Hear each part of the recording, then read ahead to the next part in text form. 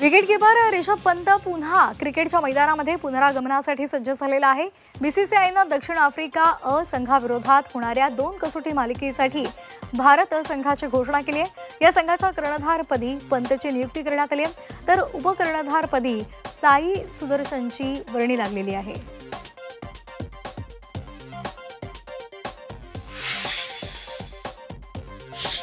भारत संघाची घोषणा वादामध्ये सापडली आहे, कारण या संघामध्ये मुंबईच्या सरफराज खान, मोहम्मद शमी आणि ईशान किशन यांना वगळण्यात आलेला आहे। या तिन्ही क्रिकेटपटूंनी रणजी सामन्यामध्ये चमकदार कामगिरी केल्यानंतर सुद्धा त्यांना डावलण्यात आल्यामुळे वाद पेटलाय।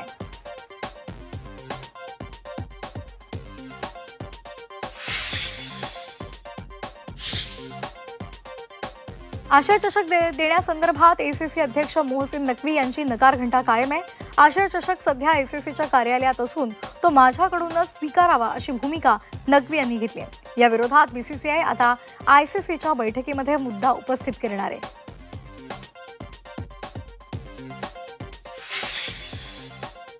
इंग्लंड इथे भारत आणि ऑस्ट्रेलिया यांच्यामध्ये 23 ऑक्टोबरला दुसरा एकदिवसीय सामना रंगणार आहे। त्या सामन्यासाठी भारतीय संघ कसून सरावाला सुरुवात करत आहे। पहिल्या एकदिवसीय सामन्यामध्ये भारताला पराभव स्वीकारावा लागला होता, त्यामुळे मालिकेमधील आव्हान कायम ठेवायचं असेल तर भारताला विजय आवश्यक आहे। वेस्ट इंडिजनं दुसऱ्या एकदिवसीय सामन्यामध्ये बांगलादेशला पराभवाची धूळ चारली आहे। सुपर ओव्हरमध्ये वेस्ट इंडिजनं बांगलादेशवर मात केली आहे। या विजयासह वेस्ट इंडिजनं 3 एकदिवसीय सामन्यांच्या मालिकेमध्ये 1-1 अशी बरोबरी घेतली आहे। आता दोन्ही टीममधील अखेरचा एकदिवसीय सामना ढाका इथे 23 ऑक्टोबरला होणार आहे।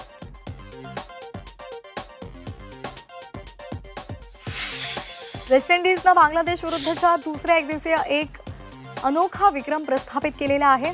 कर्णधार रोस्टन चेसनं दुसऱ्या एकदिवसीय सामन्यामध्ये 5 फिरकीपटूंकडून गोलंदाजी करून घेतली आहे। 5ही गोलंदाजांनी 10 षटकांचा स्पेल टाकला। एकदिवसीय क्रिकेटच्या इतिहासामध्ये असं पहिल्यांदाच घडलेलं आहे।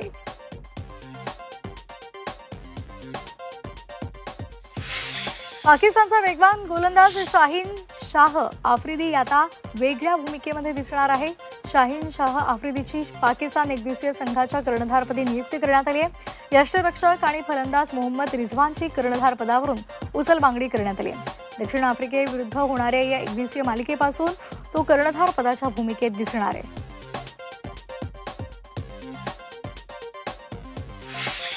इंग्लंड आणि ऑस्ट्रेलिया यांच्यामध्ये आज महिला एकदिवसीय विश्वचषक स्पर्धेमध्ये लढत होणार आहे। दोन्ही संघ गुणतालिकेमध्ये अनुक्रमे पहिल्या आणि दुसऱ्या स्थानी आहे। तसंच या दोन्ही संघांनी यापूर्वीच उपांत्य फेरीचं तिकीट निश्चित केले, त्यामुळे आजची लढत फक्त औपचारिक असणार आहे।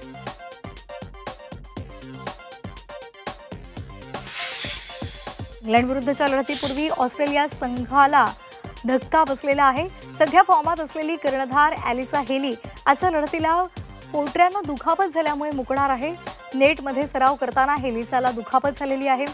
हे तिच्या जागी आता ताहिला मॅग्राची संघाच्या कर्णधारपदी नियुक्ती करणारी आहे।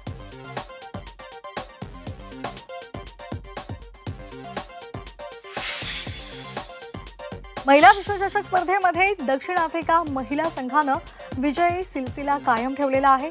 आफ्रिका संघानं गुणतालिकेमध्ये तळाला असलेल्या पाकिस्तानवर दणदणीत विजय मिळवलाय। या विजयासह आफ्रिकेनं गुणतालिकेमध्ये अव्वल स्थान गाठलंय। मात्र निराशाजनक कामगिरी करणाऱ्या पाकिस्तानचं स्पर्धेमधलं आव्हान संपुष्टात आलंय।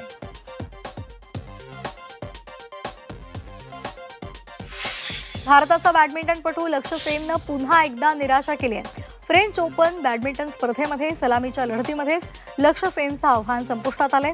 व्हिएतनामच्या बॅडमिंटनपटूनं लक्ष्य सेनचं आव्हान 7-21, 16-21 अशा सरळ 2 सेट्समध्ये परतावून लावलंय।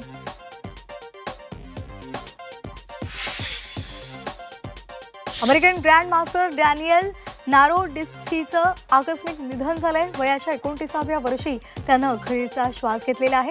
डॅनियलच्या मृत्यूचं कारण अद्याप अस्पष्ट आहे। मात्र डॅनियलच्या मृत्यूमुळे बुद्धिबळ विश्वावर शोककळा पसरली आहे।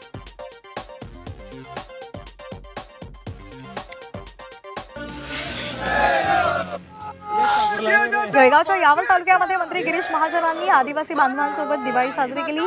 बारीपाडा इथे आदिवासी चिमुकल्यांना मिठाई वाटप करून महाजनांनी दिवाळी साजरी केली।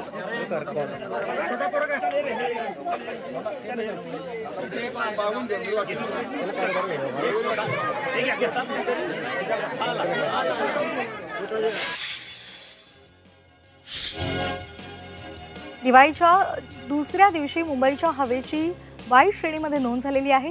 मुंबईतील वांद्रे परिसरामध्ये धुराचे जाड थर पाहायला मिळाले।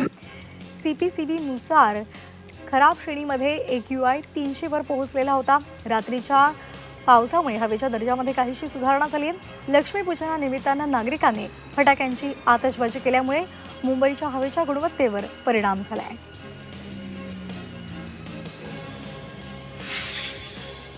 प्रदूषणामुळे दिल्लीकरांचा श्वास गुदमरलेला आहे। फटाक्यांच्या आतषबाजीमुळे हवा अधिक बिघडली आहे। हवा गुणवत्ता निर्देशांक थेट 400 वर पोहोचलाय। दिल्लीसह NCR क्षेत्रामध्ये दाट राखाडी धूर पसरल्यामुळे दृश्यमानता कमी झाली आहे।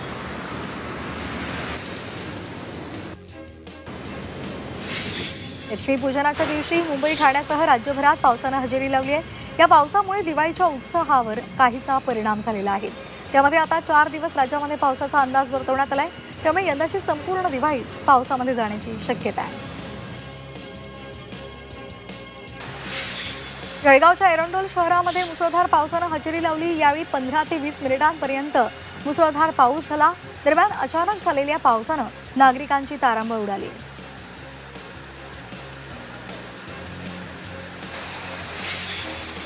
शिरूर तालुक्यामध्ये काल रात्री पावसानं हजेरी लावली। पावसामुळे खरीप हंगामामधील काढणीला आलेल्या सोयाबीनचं नुकसान होण्याची शक्यता वर्तवली जाते।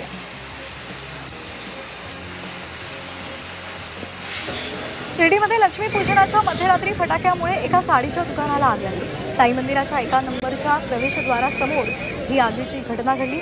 या आगीमध्ये दुकानाचं मोठं नुकसान झालंय। आगीवर नियंत्रण मिळवण्यात अग्निशमन दलाला यश आलंय। पुण्यामधील राजगुरुनगरमध्ये लक्ष्मीपूजनाच्या दिवशी फर्निचर दुकानाला आग लागली। शॉर्ट सर्किटमुळे आग लागल्याची प्राथमिक माहिती मिळते। आगीची माहिती मिळताच अग्निशमन दल घटनास्थळी दाखल झालं। आगीवर नियंत्रण मिळवण्यात यश आलं। बारामतीमध्ये फलटण रोड परिसरामध्ये भंगाराच्या गोडाऊनला अचानक आग लागली। त्यामुळे आगीचे मोठे लोट उसळताना दिसले। अग्निशमन दलानं घटनास्थळी धाव घेत आग विझवली आहे। नागपुरात 8 रस्ता चौकामध्ये दुकानाला अचानक आग लागली। या आगीमुळे परिसरामध्ये मोठ्या प्रमाणात धुराचे लोट पाहायला मिळाले।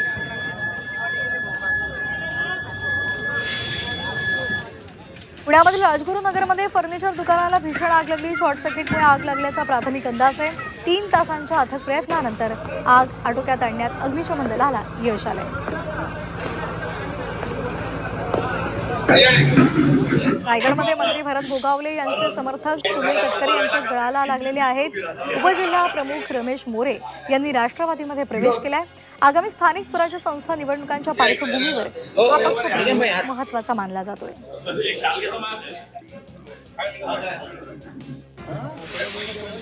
सांगलीचे माजी खासदार संजय काका पाटील यांनी एका शेतकऱ्याला 1 लाखाचा बैल भेट दिलाय। चक्काजाम आंदोलनामध्ये युवा शेतकरी बैलासह अवताला स्वतःला बांधून बैलगाडी घेऊन अनवाणी पायानं चालत होता। त्यानंतर संजय काकाने त्याला बैल भेट दिला। मुंबईमधील बेस्टच्या ताफ्यामध्ये बस क्रमांक 1864 शनिवारी सेवानिवृत्त होणार आहे। या बसला समारंभपूर्वक निरोप दिला जाणार आहे। या गाडीला बेस्ट उपक्रमामध्ये 15 वर्ष पूर्ण झाल्यामुळे बसला निरोप दिला जाणार आहे। भंडारा तुमसर राष्ट्रीय महामार्गावर आंदोलन करण्यात आलं। रस्त्यावरील खड्ड्यांविरोधात याआधी सुद्धा आंदोलन करण्यात आलेलं असून याकडे दुर्लक्ष केल्यामुळे पुन्हा आंदोलन केले जाणार आहे करण्यात आलेला आहे। तसंच महामार्गाची दुरुस्ती न झाल्यास तीव्र आंदोलन करू असा इशारा सुद्धा देण्यात आला आहे। नागपूरमध्ये लक्ष्मीपूजनाच्या दिवशी 16 ठिकाणी आगीच्या घटना घडलेल्या आहेत। यामध्ये मोठ्या प्रमाणात वित्तहानी झाली। बहुतांश घटना फटाक्यांमुळे घडल्या आहेत।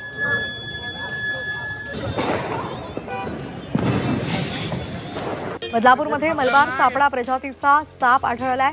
सर्पमित्र आणि वन विभागाच्या अधिकाऱ्यांनी सापाला पकडले आणि मूळ अधिवासात सोडून दिले। हा अत्यंत दुर्मिळ साप बदलापुरात कसा आला या संदर्भात वन अधिकारी तपास करत आहेत।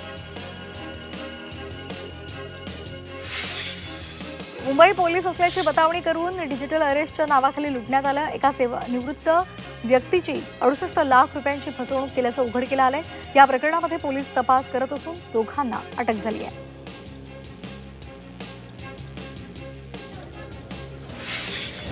घोडबंदर इथल्या माशाच्या पाडा या परिसरामध्ये 2 गटांमध्ये तणावाची परिस्थिती निर्माण झाली। एका रिक्षा चालकानं तरुणानं मुलीची छेड काढल्याचा प्रकार उघडकीला आला। त्यानंतर परिसरात वाद झाला। आरोपी युवक मुलीला मेसेज पाठवत असल्याची माहिती समोर येते। संतापलेल्या जमावानं 20 ते 25 रिक्षांची तोडफोड केली। तणाव निर्माण झाला।